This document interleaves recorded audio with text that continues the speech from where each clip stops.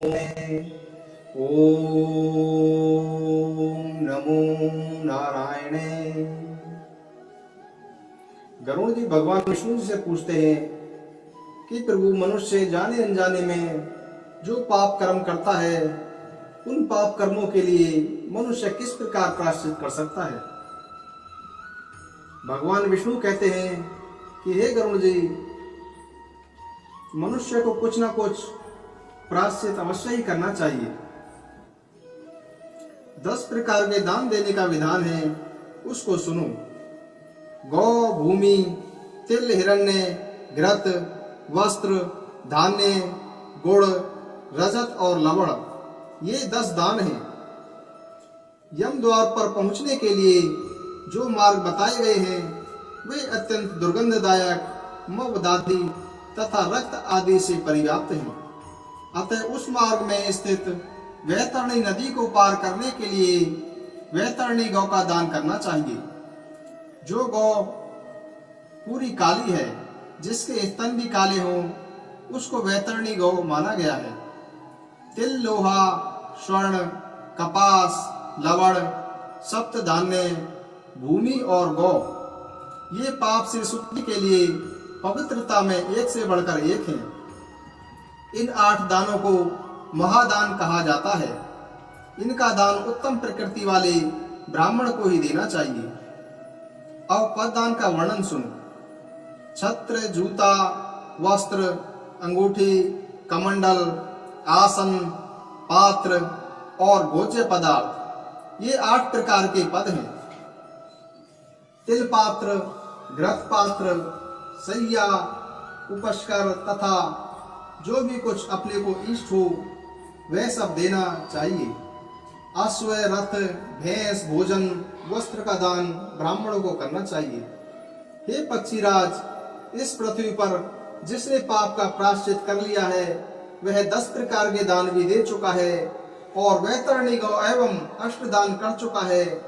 तिल से भरा पूर्ण पात्र, घी से भरा हुआ पात्र, सैया दान और विधिवत पद दान करता है तो वह नरक रूपी गर्भ में नहीं जाता है, अर्थात उसका पूर्व जन्म नहीं होता है। पंडित लोग स्वतंत्र रूप से लवण दान करने की इच्छा रखते हैं, क्योंकि यह लवण रस विष्णु के शरीर से उत्पन्न हुआ है।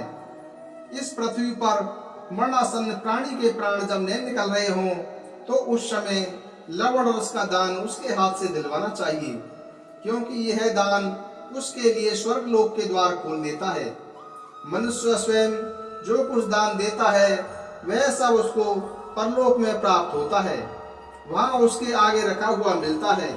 हे पक्षीराज, जिसने यथाविधि अपने पापों का प्रायश्चित कर लिया वही पुरुष है। वही अपने पापों की भस्मसात करके स्वर्ग लोक में सुखपूर्वक निवास करता है। हे पक्षीराज, गौ का दूध अमृत है, इसीलिए जो मनुष्य दूध देने वाली गौ का दान करता है वह अमर तत्व को प्राप्त होता है। पहले कहे गए तिल आदि 8 प्रकार के दान देकर प्राणी गंधर्व लोक में निवास करता है। यमलोक का मार्ग अत्यधिक भीषण ताप से युक्त है, अतः छत्र दान करना चाहिए। छत्र दान करने से मार्ग में सुख प्रदान करने वाली छाया प्राप्त होती है। जो मनुष्य इस जन्म में पादुकाओं का दान देता है वह 80 पत्र वन के मार्ग को घोड़े पर सवार होकर सुख पूर्वक पार करता है।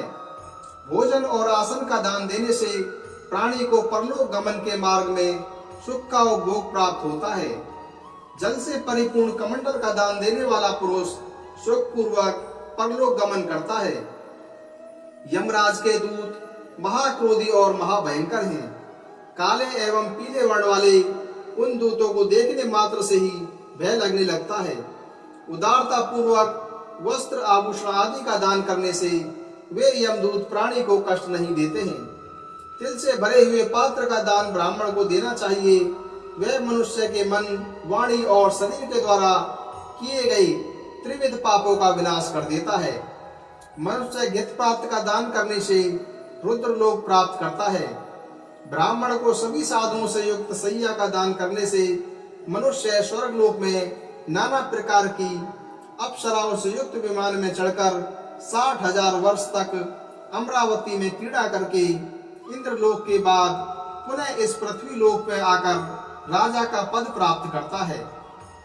जो मनुष्य काठी आदि उपकरणों से सजे धजे दोष रहित जवान घोड़े का दान ब्राह्मण को देता है, उसको स्वर्ग की प्राप्ति होती है।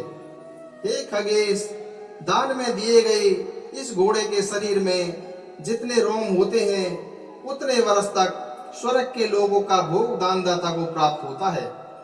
यदि कोई व्यक्ति सुपात्र ब्राह्मण को दुग्धवती नवीन मेघ के समान वर्ण वाली सुंदर जगन प्रदेश से युक्त और मनमोह के तिलक से समन्वित भैंस का दान देता है तो वह परलोक में जाकर अबुद्ध को प्राप्त करता है। ताल पात्र से बने हुए पंखे का दान करने से मनुष्य को परलोक गमन के मार्ग में वायु का सुख प्राप्त होता है। वस्त्र दान करने से व्यक्ति परलोक में शोभा संपन्न शरीर और उस लोक के वैभव से संपन्न हो जाता है। जो प्राणी ब्राह्मण को रस, अन्न तथा अन्य सामग्रियों से युक्त घर का दान देता है उसके वंश का कभी विनाश नहीं होता। इस लोक में जिस व्यक्ति ने जल और रस का दान दिया है वह आपद काल में श्रद्धा पूर्वक, जिस मनुष्य ने श्रद्धा पूर्वक इस संसार में अन्न का दान दिया है वह परलोक में अन्न भक्षण के बिना ही तृप्ति प्राप्त करता है, जो उत्तोत्तम अन्न के भक्षण से प्राप्त होती है। मृत्यु के सन्निकट आ जाने पर यदि मनुष्य यथाविधि संन्यास आश्रम को ग्रहण कर लेता है तो वह पुनः इस संसार में नहीं आता, अपितु उसको मोक्ष प्राप्त हो जाता है।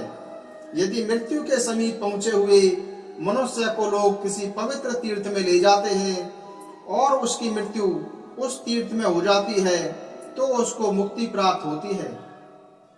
तथा यदि प्राणी के मार्ग के बीच में ही मर जाता है तो भी मुक्ति प्राप्त करता है। साथ ही उसको तीर्थ तक ले जाने वाले लोग पग पग पर यज्ञ करने के समान फल प्राप्त करते हैं। ओम नमो नारायणे। ओम नमो नारायणे। दोस्तों, उम्मीद है यह वीडियो आपको पसंद आया होगा। मेरे चैनल को सब्सक्राइब, लाइक और शेयर करें।